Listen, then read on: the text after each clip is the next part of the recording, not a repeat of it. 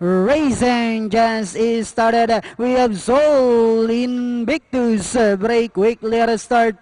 Serenata Ozo Discretatoy for us is Danori inside. Santiago just right.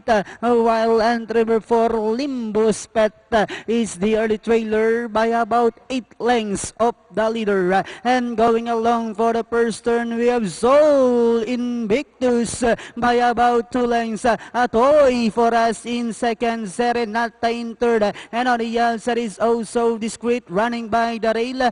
Comes just right, then followed by Santiago, while Limbus Pet is still running at the tail of the field. Back to the leader, we have Sol Invictus, traveling well okay, maintaining a 2 lengths lead. Atoy for us in second, Serenata, also Discreet, just right is running by the rail, Santiago, while Limbus Pet still running at the tail of the field. And at the far turn, we have Sol Invictus, length and a half.